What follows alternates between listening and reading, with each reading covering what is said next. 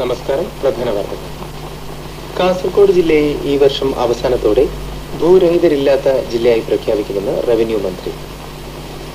UDF അധികാരത്തിൽ വന്നാൽ സംസ്ഥാന ജീവനക്കാർക്ക് കേന്ദ്ര നിരക്കിലുള്ള ശമ്പളം നൽകുമെന്ന് KPCC അധ്യക്ഷൻ രമേശ് ചെന്നിത്തല. ദീർഘകാല അവധിയെടുത്ത് വിദേശ ജോലിക്ക് പോകുന്നവരെ സേവനത്തിൽ നിന്ന് പിരിച്ചുവിടണമെന്ന് ഹൈക്കോടതി.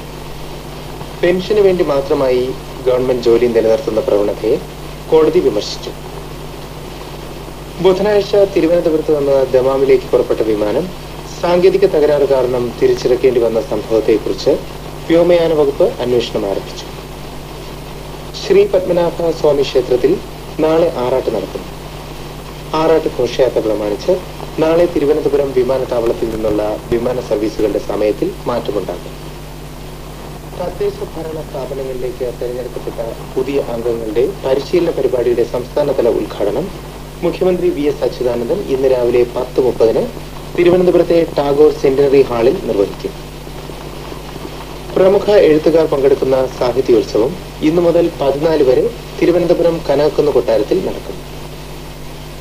CBSE സംസ്ഥാന സഹോദയ കലോത്സവം തിരുവനന്തപുരം ജില്ലയിലെ കുന്നത്തുകാൽ ശ്രീ ചിത്തിര തിരുനാൾ സ്കൂളിൽ ആരംഭിച്ചു.